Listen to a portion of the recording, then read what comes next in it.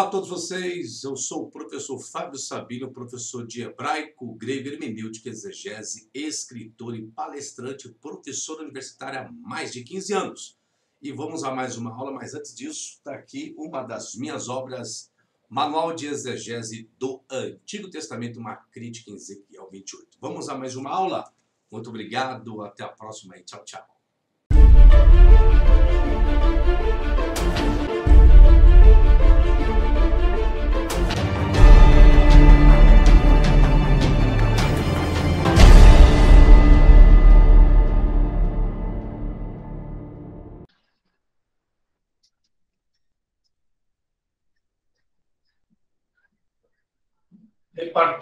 Repartenos. Alguns falam partenos. Alma.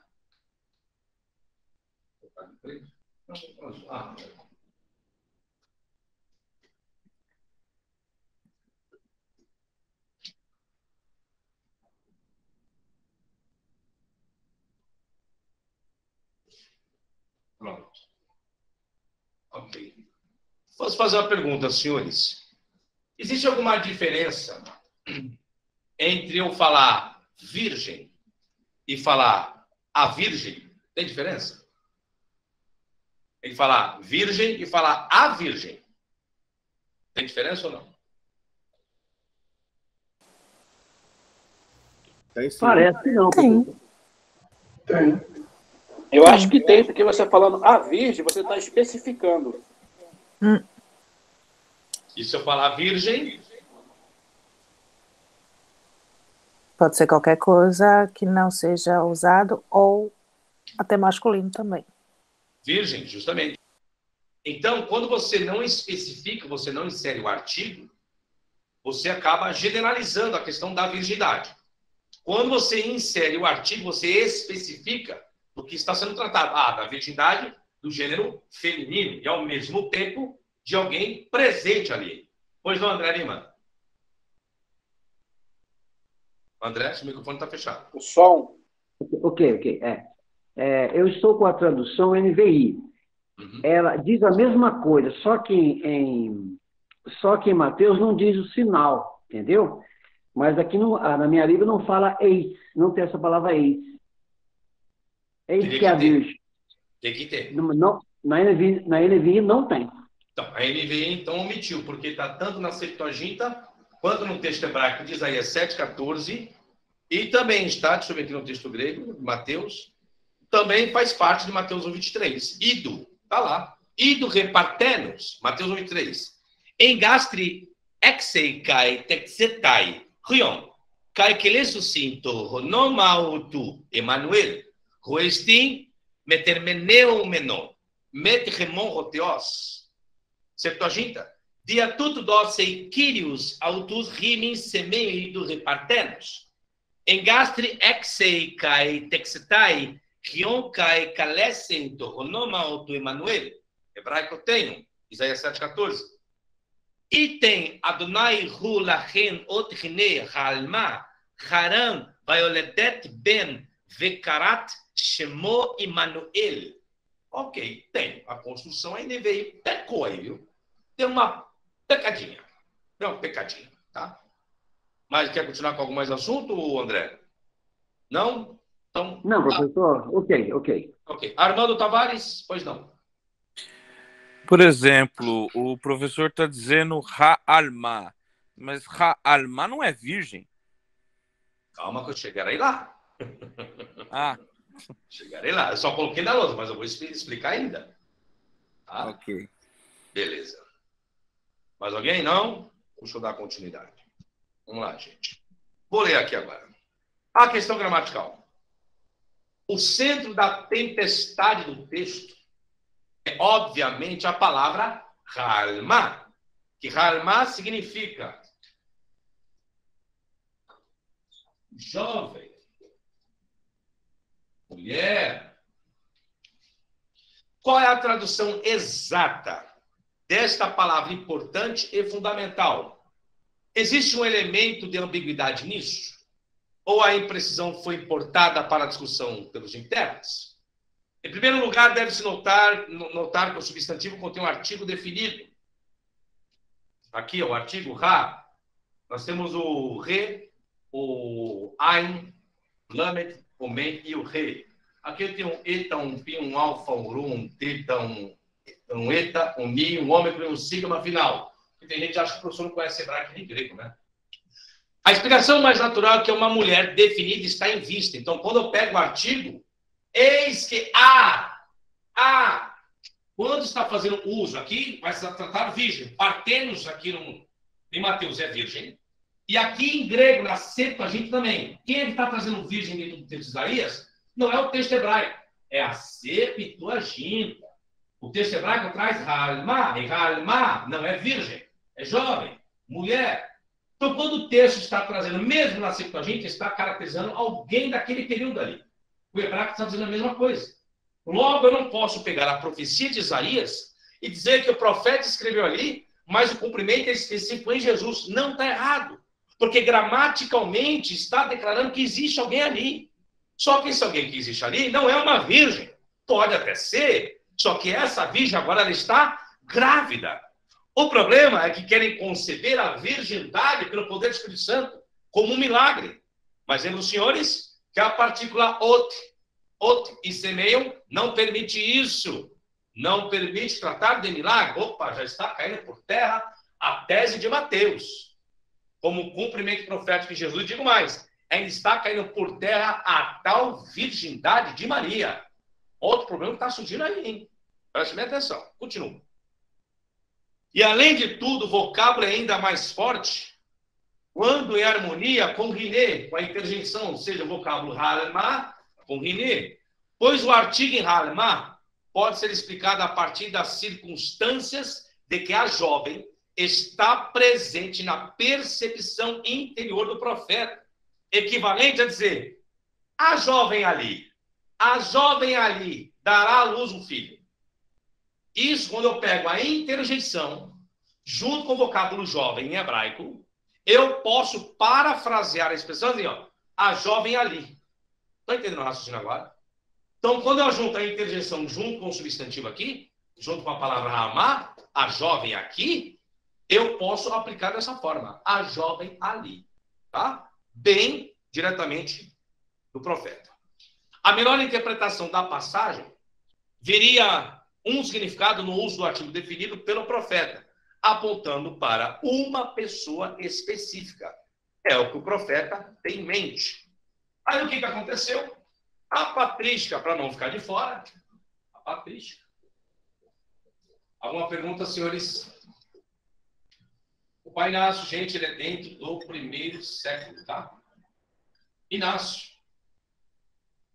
dirá o seguinte, abre-se aspas, os profetas também, quando falam como na pessoa de Deus, dizendo, eu sou Deus, o primeiro e também sou o último, e além de mim não há Deus, a respeito do Pai do universo, fala também de nosso Senhor Jesus Cristo, um filho, dizem eles, foi-nos dado, sobre cujo ombro está o governo de cima, e seu nome é chamado de Anjo do Grande Conselho, Maravilhoso, Conselheiro, o Deus Forte e Poderoso. E quanto à sua encarnação, olha o que Inácio está dizendo, pai da igreja do primeiro século. Enquanto a sua encarnação, diz, abre-se aspas, eis que uma virgem conceberá e dará à luz um filho, e chamarão o seu nome de Emanuel. Em outras suas cartas também, de Inácio, como aos Efésios, ele diz, pois, diz a Escritura, eis que a virgem conceberá e dará à luz um filho, que se chamará Emanuel. Inácio, o pai da igreja, informa que seu conhecimento a respeito do nascimento virginal de Jesus não procede de um evangelho, e sim do profeta Isaías. O mais curioso é que ele tem a oralidade da Septuaginta, que fala de uma virgem. Portanto, os pais do primeiro século, da primeira igreja, nada sabiam sobre uma concepção virginal. Curioso isso, né, gente? Deixa eu explicar uma coisa aqui para os senhores agora. Deixa eu apertar um pouco aqui agora no calo. Essa tal referência a um cumprimento profético da virgindade de Maria, do nascimento virginal de Jesus, é atestado apenas por quem, senhores? Quem é que fala sobre isso? Quem? Mateus. Apenas. Apenas Mateus. Marcos não fala, Lucas não fala, Paulo não fala, e os pais do primeiro século, sendo Clemente de Roma, Inácio e Policarpo. Peraí, pessoal, mas o senhor acabou de ler Inácio, só tem um problema. As citações que eu fiz leitura a respeito de Inácio, que é de meados de 30 a 40 depois de Cristo, logo após a morte de Jesus, ressurreição de Jesus, ascensão de Jesus, essa citação de Inácio é da obra dele Espúria, que é a obra alongada. Existem 3 identificações da obra de Inácio dentro da patrística: a curta, a média e a longa. Então, houve recensões na obra do pai Inácio, e você se descobre justamente Lightfoot, acho que é Lightfoot, um grande especialista dentro da patrística. Não só ele, mas Von Harnack e tantos outros grandes dentro da patrística também.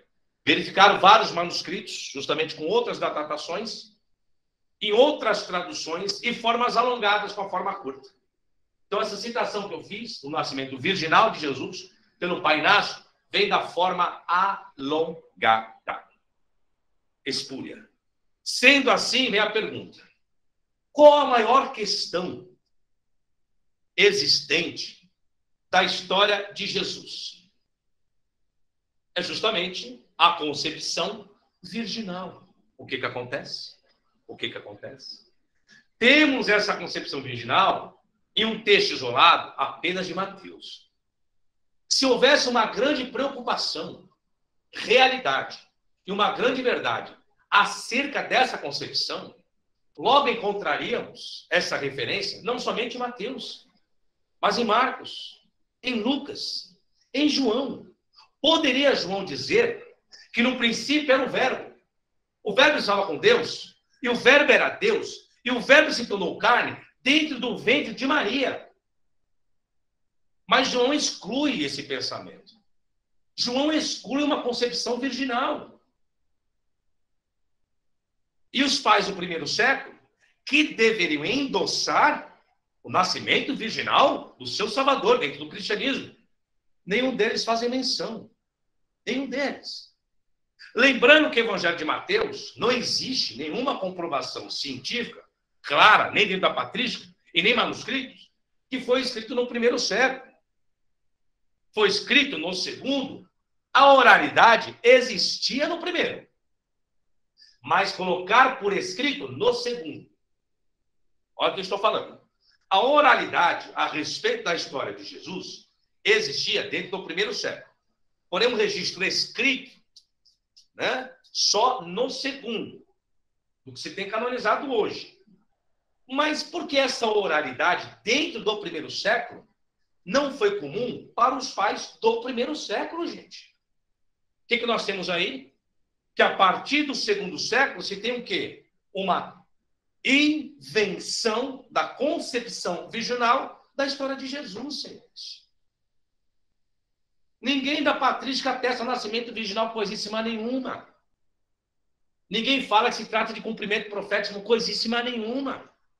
Marcos não fala. Marcos está canonizado na Bíblia hoje, não fala de concepção virginal. Deixa eu ler meu esboço aqui, vai. Bom, eu já resumi tudo que tinha do esboço, mas eu vou fazer a leitura aqui. Eu uso alguns termos técnicos, assim facilita também. Olha só, Jerônimo, pai da igreja de Jerônimo. Jerônimo é explicou lá do quarto século. Quer ver? Olha como que ele coloca, olha que lindo isso. Aspecto de fé, Jerônimo, tá? Abre-se aspas. Fez a Vulgata Latina. Acreditamos. Aspecto de crença, de fé, não de comprovação histórica. Acreditamos que Deus, desse jeito ele coloca, nasceu de uma virgem porque lemos. Fecha-se aspas. Lógico que ele vai ler. Ele está no quarto século. Agora ele tem os papiros, agora ele tem os manuscritos. Porque lemos, alguém está dizendo. acreditamos que Deus nasceu de uma virgem porque lemos. Não porque seja histórico, seja constatado, seja atestado pela patrística do primeiro século, apenas porque lemos. Olá a todos vocês. Bom, gente, eu venho aqui pedir a gentileza para que você não se esqueça de se inscrever aqui no meu canal. Acione o sininho para você receber as devidas notificações. E você também pode obter mais conteúdo, mais informações de alguns vídeos lá no meu site, no www.professorfabiosabino.com.br, tá certo? Até a próxima, sucesso e tchau, tchau!